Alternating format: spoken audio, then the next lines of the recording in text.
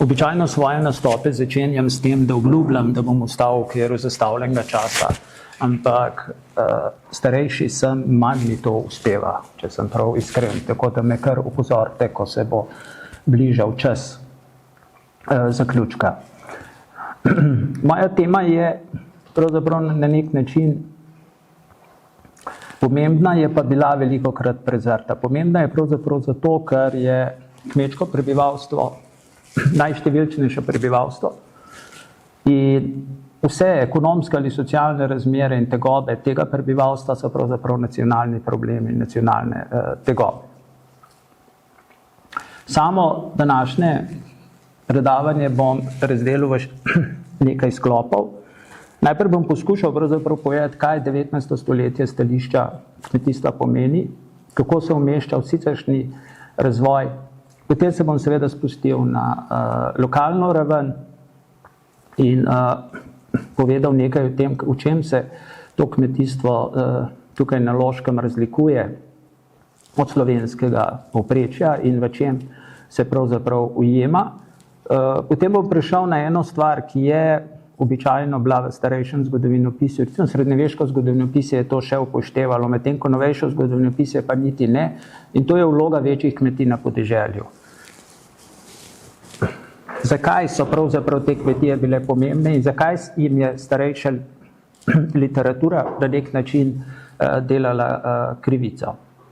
Potem se bom posvetil še zadružništvu kot enemu zelo pomembnemu procesu, ki ni bil samo ekonomski proces, ampak je bil tudi proces veliko širše narave. In kar je zelo pomembno vzpostavljal, je na podeželju skupnost, ki se je na nek način z privatizacijo skupne zemlje kot vezivnim tkivom podeželskih skupnosti razkrojila velikokrat in zadružništvo je dostikrat vstopalo pravzaprav ravno tukaj, da je to ljudi na podeželju povezovalo v skladu z njihovimi različnimi interesi, seveda ne nazadnje tudi političnimi. Ljudje so bili in bodo verjetno zmeraj tudi politična bitja. Na koncu bom podal še potem nekaj čisto malih zaključkov. Če pogledamo, kakšni so širši procesi, najprej pogledamo socialno ali politično področje, kar je zelo pomembno. Kmetje postanejo pravzaprav del naroda v 19. stoletju. Postanejo, vključijo jih v družbo. In to ima pravzaprav velike posledice. Vključitev v družbo je spremljala tudi širitev volilne pravice. Širitev volilne pravice ustvari tisto, čemur zgodovinarji pravimo množično družbo. Se pravi, vstop kmetov v politiko je radikalno predrugačil to družbo. Noben politični subjekt ni mogel več mimo položaja kmetov, mimo njihovih interesov. Če jih ni ustrezno nagovoril, je v političnem prostoru bil obsojen na margino. Zaradi tega imamo na eni strani upravka z glorificiranjem, kar pa je paradoks. Na eni strani imamo upravka z glorificiranjem kmetov kot čiste narodne substance, kot čiste narodne kulture, na drugi strani istočasno. Ravno ta isti ljudje, ki jih na eni strani občudujejo in hvalijo, jih na drugi strani zelo črtijo in jih pravzaprav postavljajo v položaj, da jih je skoraj da treba civilizirati. Treba jih je higienizirati, treba jih je dobro obleči, treba jih je naučiti spodobne slovenščine, treba jih je naučiti olike in tako naprej. In ta dvojnost pri obravnavanju kmetov je pravzaprav prisotna praktično do druge svetovne vojne. Na eni strani glorificiranje, na drugi strani pa neka želja po predrugačenju teh kmetov.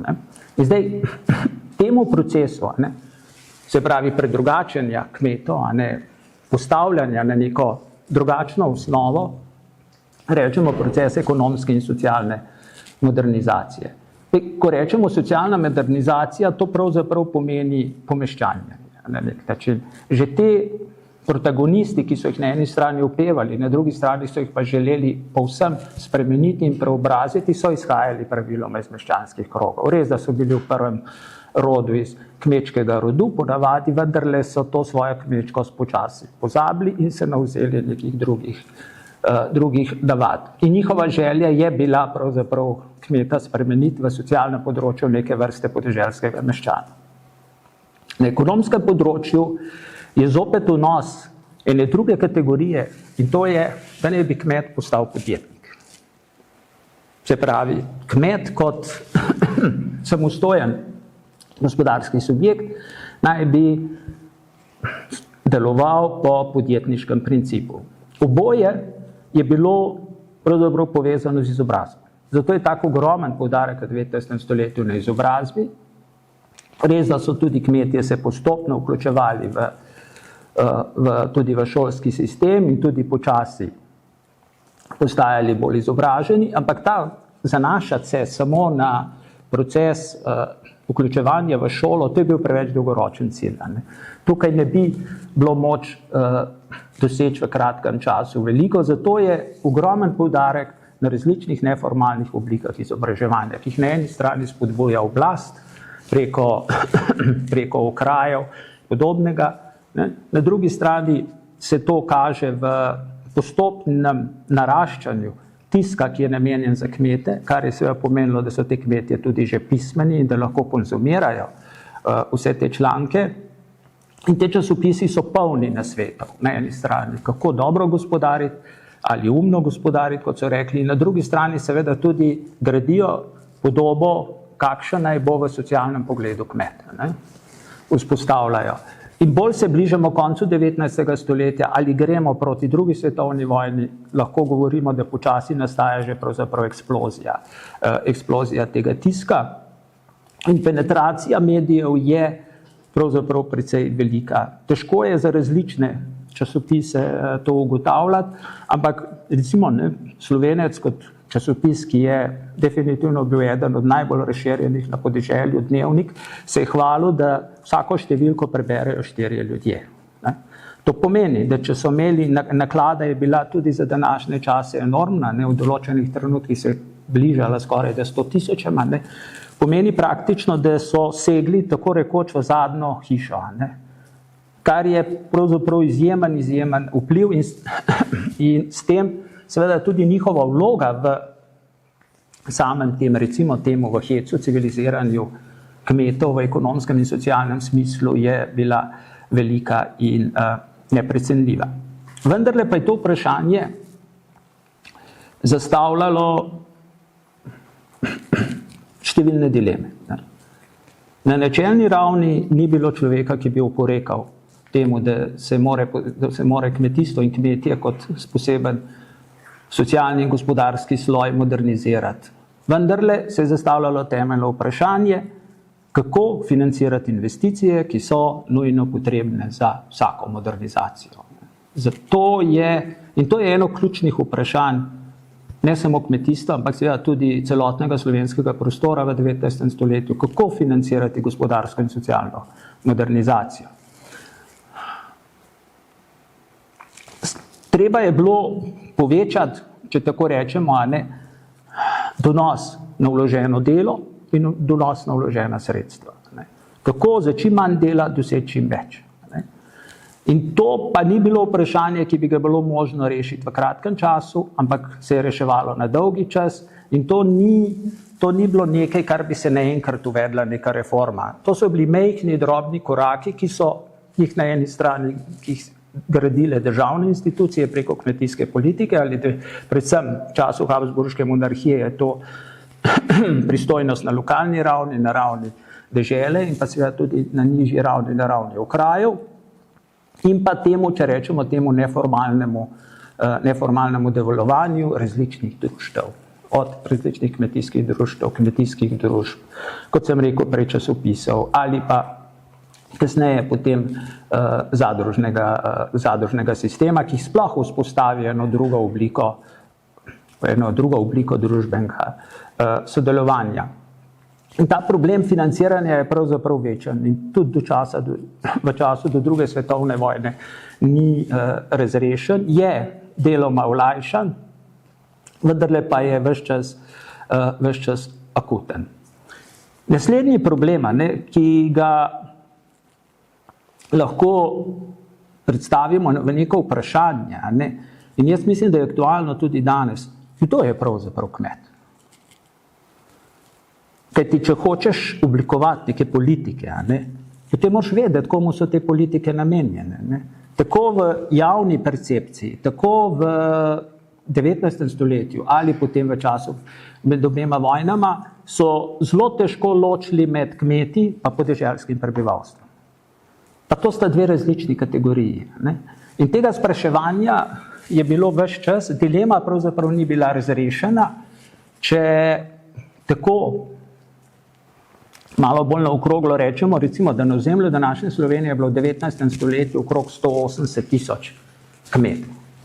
Pa so bili to res dejansko kmetje. 180.000 je ogromna številka. Uvajali so se drugi kriteriji, ne? In začeli so, ko so enkrat odprli to družbeno vprašanje, se jim je seveda odprl čist nek drug svet. Ne?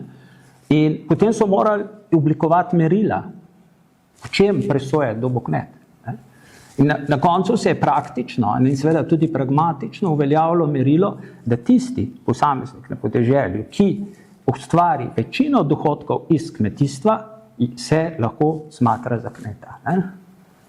Drugi so pač podeželsko prebivalstvo, ki živi, kakor ve in zna. In to bomo tudi v nadaljevanju videli, ne? Kako so te stvari potekale. Ampak to seveda radikalno spremeni situacijo. Če vključujete samo ljudi, ki večinsko živijo od kmetijstva, število teh kmetov upade za 40-45%. Ne? Se pravi, in to seveda tudi spremeni razmere in spremeni sam način razmišljanja. Ne? In ko se reče, podjetniški kmet se nikoli ne misli na kmete kot celoto, na 180.000 kmetov. Ne? Ampak se misli na tisti ožji segment, ki živi in ustvarja dohodke prevladujoče iz kmetijstva. In takrat se tudi odpre ena druga debata. Kmetje nikoli niso živeli samo od kmetijstva, tudi veliki ne. Pragmatično so se ukvarjali z vsem, kar jim je prinašalo dohodek. Ne. In zdaj tisti, ki so imeli več zemlje, so seveda lahko več dohodka ustvarjali iz kmetijskih dejavnosti, tisti, ki je niso imeli, so jo ustvarjali iz drugih dejavnosti.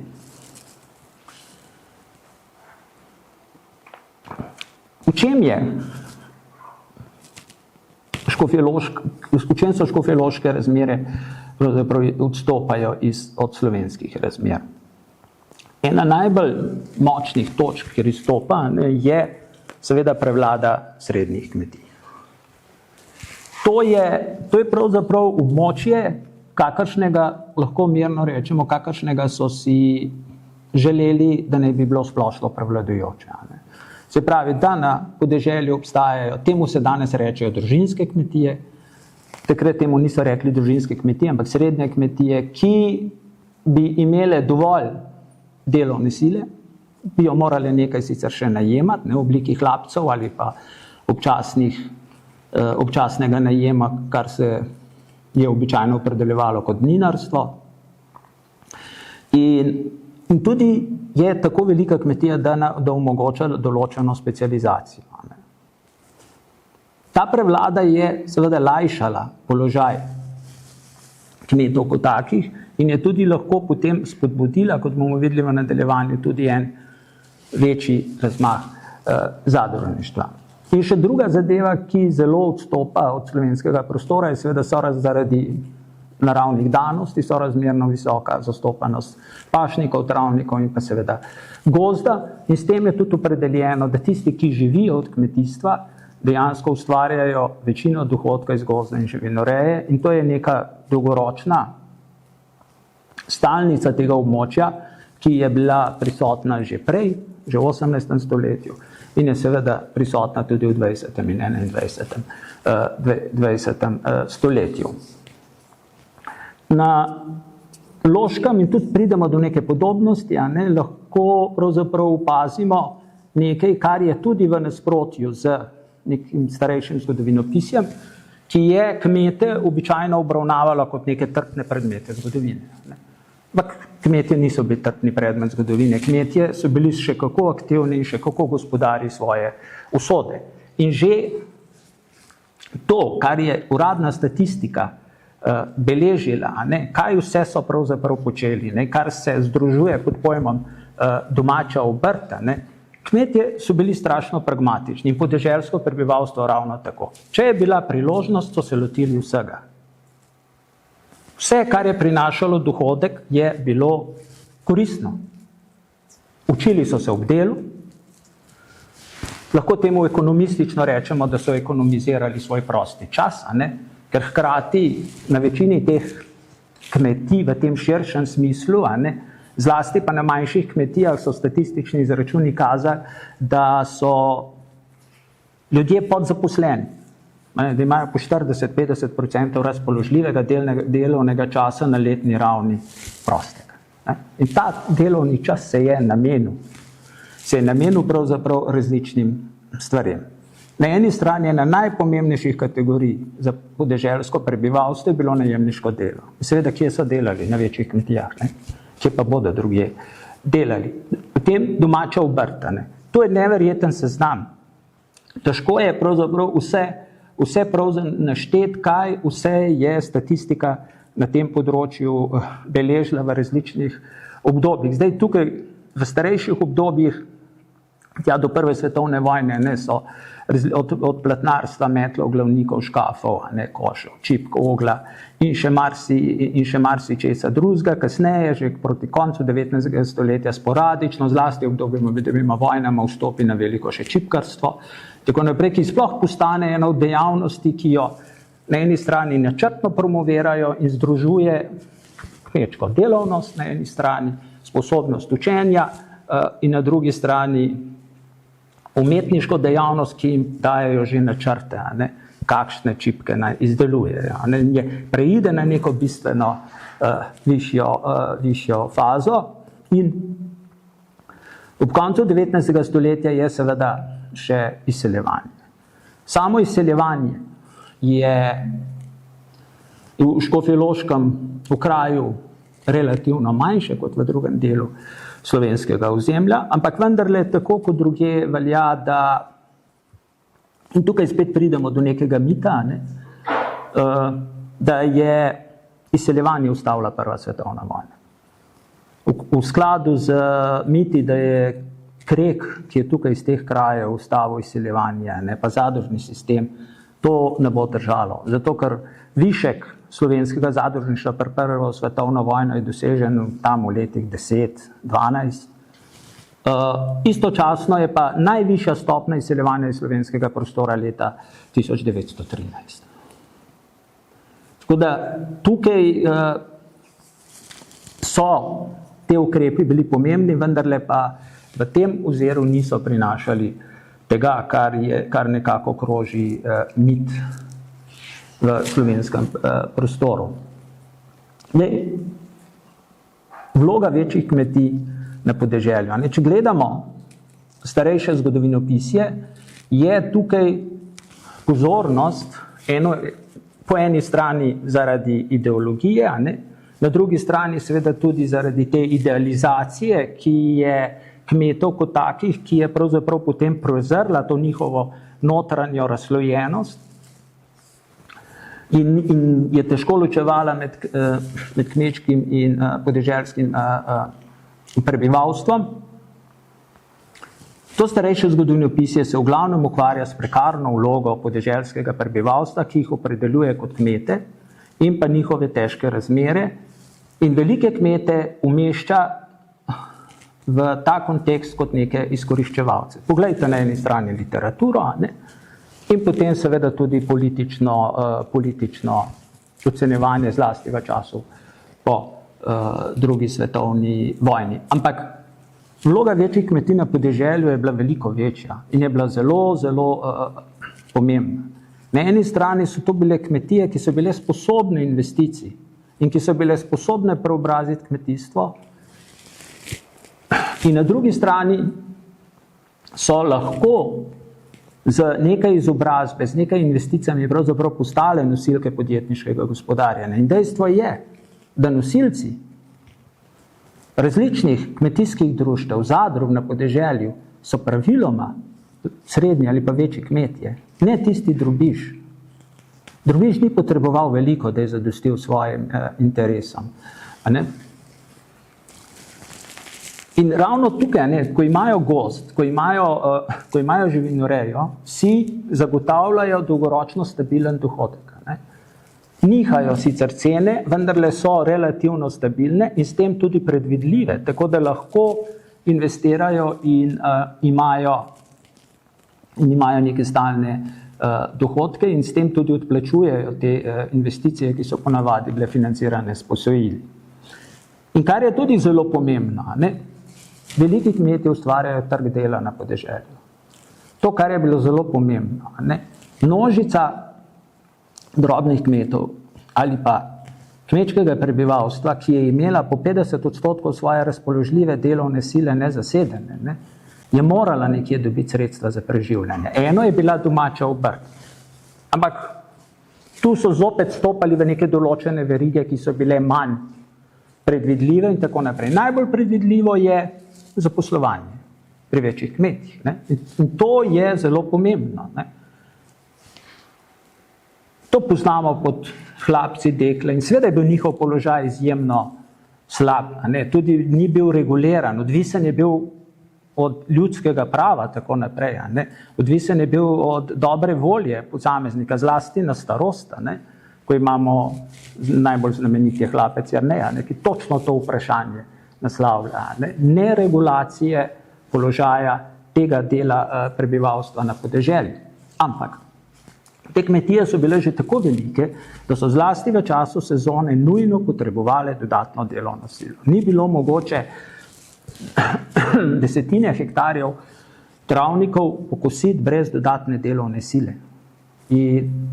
Ali pa kakšna druga spravljanje pridelkov, ko pride jeseni.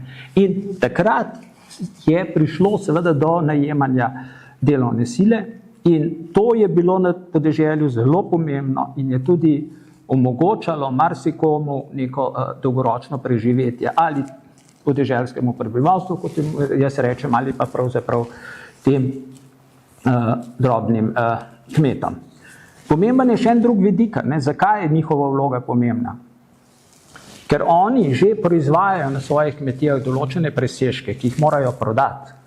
Nujno potrebujejo nek organiziran način vstopa na trg. Majhni kmetje, podeželsko prebivalstvo, to praktično ne potrebuje. Na majhnih kmetijah se večino pridelka porabi zase.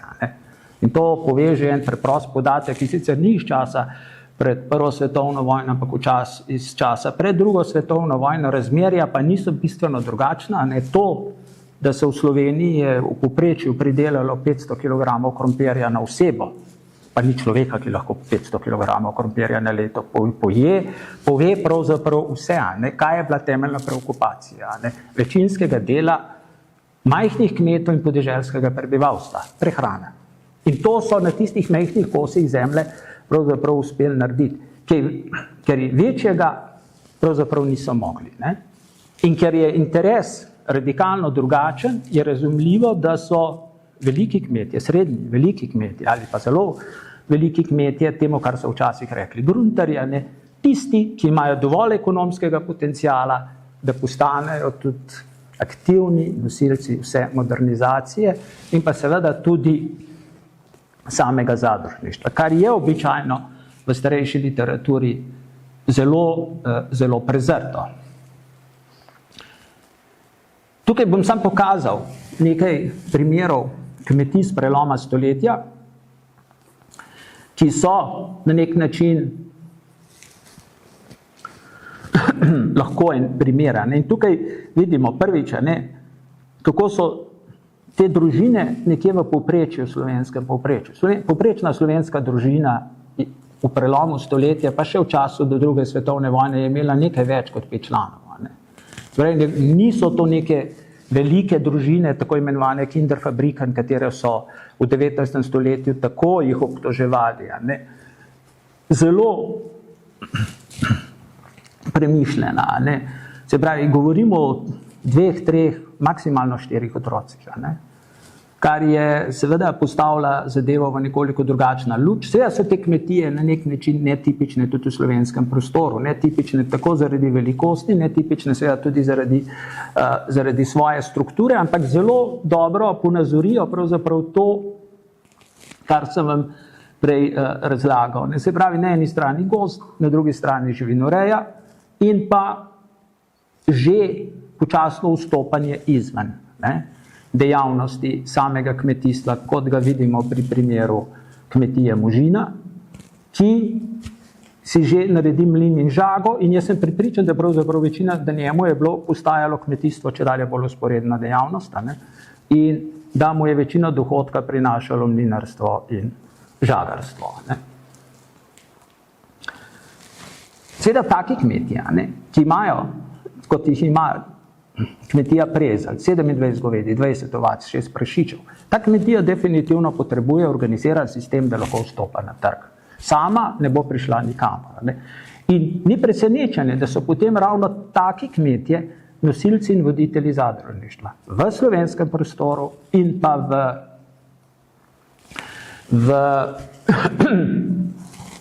na Loškem. Loško zadružništvo seveda ima nekoliko krajši čas, se upravičujem, nekoliko zamude za preostalim slovenskim prostorom, ampak to ni nič posebnega. Glavnina tega zadružništva se izoblikuje proti koncu 19. stoletja, se pravi v tisti drugi, recimo temu v neki drugi etapi, ko v to zadružništvo vstopi seveda tudi cerkev z krščansko socialno doktrino, ko se tukaj angažira Krek, ko angažirajo duhovščino in s tem dobijo pravzaprav neko organizacijsko podlago in na nek način tudi informacijsko omrežje, da lahko to spodbujajo. In iz različnih spominov in tako naprej vidimo, kako je to potekalo, dobesedno, da so poklicali nekega duhovnika in mu rekli, pri vas pa ni nobene zadruge, zakaj pa ne? In ker je bil poklicana odgovornost, je potem le zbral nekaj ljudi, da so nekaj naredili. In to je ta cerkvena mreža, da se ti imaš nasloniti na nek uveljavljen sistem, je pomenila ogromno, ker je dosegla praktično zadnjo slovensko vas. In zato je seveda tudi na Loškem, tako kot druge, to v glavnem pobuda Zadružne zveze iz Ljubljane, se pravi te Zadružne zveze, na čelu katere je stal Krek. In značilnosti so pravzaprav enake. Najprej so kreditne zadruge. Kreditne zadruge, kakorkoli se bančni posel sliši zelo sofisticiran, so pravzaprav najbolj enostavna oblika zadružništva. Vi imate 3 operacije: sprejemanje vlog, izplačilo vlog in podajanje posojil, in znati morate še obračunati obresti. In to se zaključi. In to se je običajno naredilo tako, da so iz Zadružne zveze poslali posebne ljudi, ki so za silo priučili te posameznike, in je zadeva lahko začela delovati. Kreditne zadruge so tudi bile najbolj razširjene in prve zato, ker so lahko zadovoljile interes najširšega sloja prebivalstva. Tudi kmečko prebivalstvo na podeželju, ki ni imelo velikih potreb, je vendarle kdaj rabilo kakšno posojilo za nakup kakšne obleke ali pa kaj takega, temu, čemur se danes reče mikrokredit, in so pristopali v take zadruge. Ampak tudi na čelu teh zadrug so stali večji ali pa srednji kmetje, tudi zato, ker vsaka taka zadruga je potrebovala jamstvo. Jamčili so z vsem svojim premoženjem. In več je zadruga imela večjih, bogatejših kmetov, večji je bil njen kreditni potencial, večji je bil njen ugled v javnosti, ker so veliki kmetje jamčili za obvezstvo zadruge. Drobni posamezniki zelo težko. Ta prva faza je najbolj množična. Naslednje zadružne faze niso več tako množične. Zlasti ne. Splošno kmetijske zadruge gre v bistvu za nabavno-prodajne zadruge, ki se ustanavljajo proti koncu 19. stoletja. Se pravi, da na nek način organizirano zbirajo pridelke ali pa različne izdelke domače obrtini skušajo prodajati. Na drugi strani se ukvarjajo z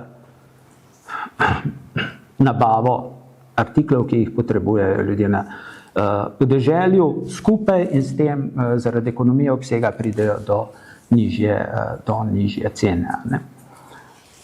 Že tukaj ta oblika poslovanja je že veliko bolj zahtevna. Ne. In ker je veliko bolj zahtevna in tudi zahteva več denarnega vložka, je teh zadrug so razmerno malo. Strojne zadruge so tudi pomembne, ne, ker kažejo in tudi tukaj vidimo, ne, gre za en sam primer te strojne zadruge, ne, da gre zopet za neko višjo obliko sodelovanja, ki zahteva veliko večje investicije in zaradi tega je teh zadrug malo. Najpomembnejše zadruge pravzaprav postanejo zaradi gospodarske strukture mlekarske in živinorejske zadruge. Presenetljivo lesnih zadrug ni, pa čeprav so bili v precejšnji meri odvisni od prodaje lesa. In na primeru mlekarskega in živinorejskega zadružništva, in to je bilo prvo zadružništvo, ki je pravzaprav integriralo proizvodnjo, predelavo, prodajo. Se pravi, da je zagotovilo celo verigo in tudi drugje v Evropi je ravno mlekarsko in živinorejsko zadružništvo šlo v tej smeri in je tudi organsko povezano.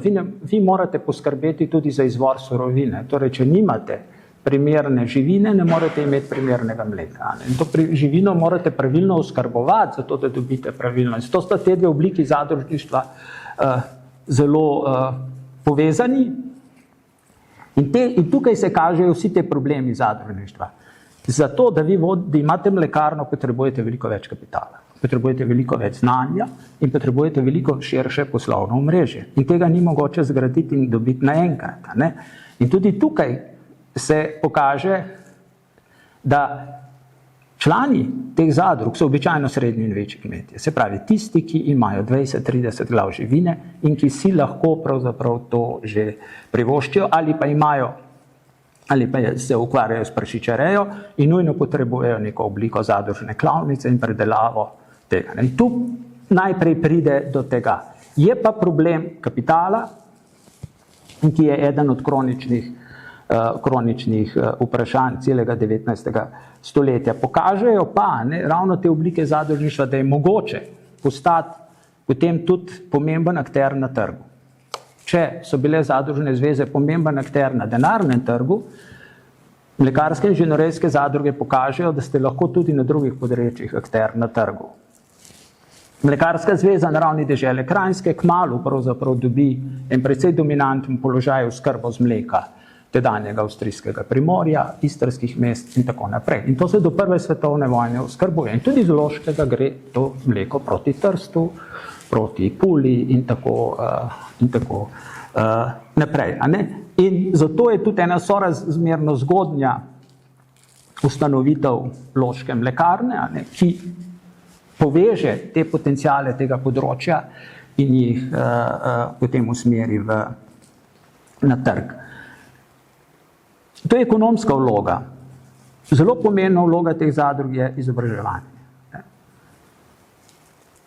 Vsi, ki so sodelovali v tem procesu mlekarskih ali živinorejskih zadrug, so bili na tak ali drugačen način vključeni v izobraževanje. O oskrbovanju živine, o hranjenju živine, o pomenu čistoče, kako se pravilno, danes so to hecne stvari, ampak za te dani čas je bilo zelo pomembno, kakšna higiena je potrebna pri molži mleka.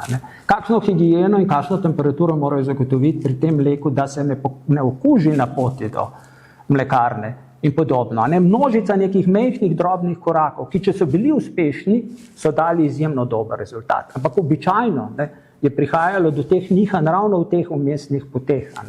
In potem, ko ste imeli surovino, kaj narediti z njo? Januarja ni bil problem, junija je bilo mleka v izobilju. Kaj narediti z njim? Se pravi, in se preusmerijo v sirarstvo. Takoj naprej naslednja stopnja, siri, maslo in tako naprej. Nekaj, kar lahko potem prodajate tudi kasneje. Ampak vse to je, sir načeloma zna narediti vsak, ampak dober sir pa ne zna narediti vsak. In to je bil eden temeljnih problemov, ki jih je bilo treba tukaj premagati. Kapital so že našli, ampak znanje je bil problem. Ne?